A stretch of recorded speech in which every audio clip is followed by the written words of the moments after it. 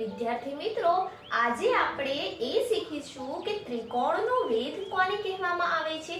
તો એના માટે આજે આપણે એક સરસ મજાના એનિમેશનનો ઉપયોગ કરીશું. તો અહીં આપણે એક ટેબલ લઈ લીધું છે. હવે આ જે ટેબલ છે એની ઉપર આપણે એક ત્રિકોણ આકારનું પૂઠું કાપીને આમ ઊભું મૂકી દેવાનું છે. હવે આ પૂઠાને આપણે નામ આપી દઈએ ત્રિકોણ ABC. હવે હું તમને કહું છું કે તમારે આ જે પૂઠું છે એની ઊંચાઈ માપવાની છે. તો તમે કઈ રીતે માપશો?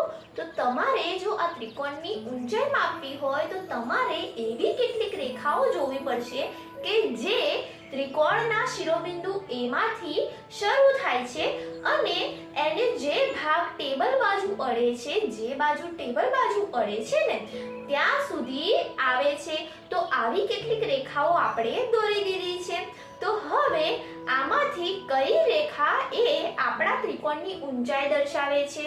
તો આપણને ત્રિકોણ ઉપરથી ખબર પડી ગઈ કે જે સીધી લીટી શિરોબિંદુ A માંથી શરૂ થઈને આપણી સામેની બાજુને સ્પર્શ કરે છે એ સીધી લીટી આપણા ત્રિકોણની ઊંચાઈ દર્શાવે છે. હવે આ જે સીધી લીટી છે એ જ્યાં આપણી સામેની બાજુને સ્પર્શ કરે છે એને આપણે નામ આપી દઈએ બિંદુ M. તો અહીં તમે બીજી પણ એક વસ્તુ જોશો કે જે આ રેખા છે ને કે જે શિરોબિંદુ A માંથી શરૂ થાય છે અને સીધે સીધી એની સામેની બાજુને સ્પર્શ કરે છે, એ સામેની બાજુ સાથે 90 અંશનો ખૂણો બનાવે છે. તો આને જ આપણો વેધ કહેવાય.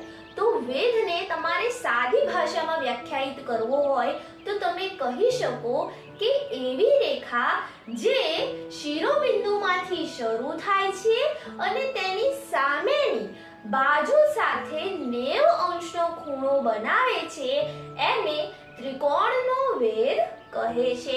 તો ત્રિકોણમાં તો બીજા પણ શિરોબિંદુ આવેલા છે.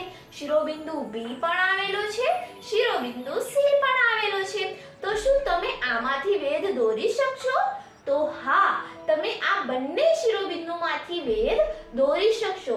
પણ અહીં એક અગત્યની બાબત છે કે ત્રિકોણને કેટલા વેધ હોય છે એવો પ્રશ્ન જો તમને પૂછાઈ જાય તો તમે શું જવાબ લખશો?